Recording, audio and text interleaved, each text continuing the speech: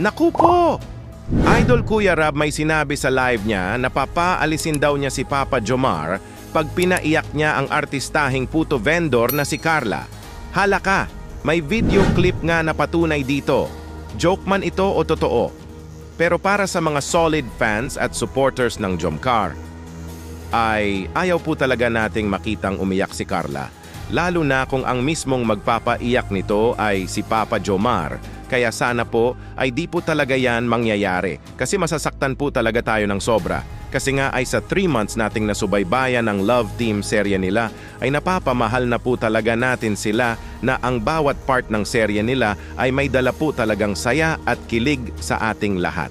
Bago ko po ipakita ang video clip ay shoutout ko po muna ang mga leaders ng Kalingap na sina Kuya Val Santos Matubang, Ate Edna Vlogs, at Idol Kalingap Rab.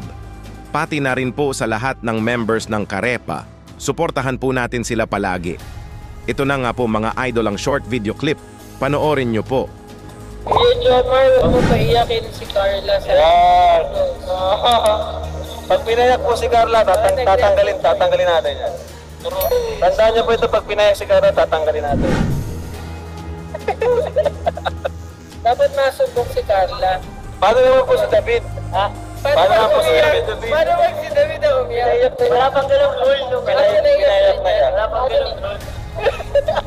Nakakapasa lang yung box na yun. Nagkakape na. Nagkakape ka na ba na? Hindi sa kasama.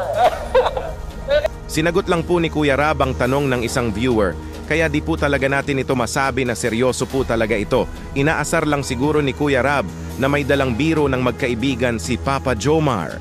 Joke man ito o totoo? Pero para sa atin ay gusto po talaga natin na di po talaga papaiyakin ni Papa Jomar si Carla. At kung may problema man sila ay pag-usapan lang ito. Di naman po talaga ito big deal.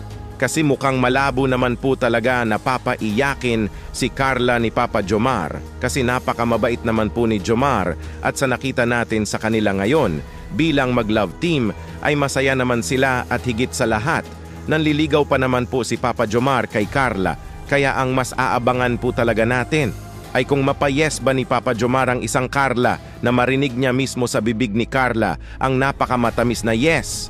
Dito muna lang po tayo mga idol. Kung may gusto po kayong sabihin or opinion patungkol sa topic natin ngayon, ay mag-comment lang po kayo at pag-usapan po natin yan sa comment section. Kuya Dambo nga po pala, see you po sa next video. Ingat po kayo palagi.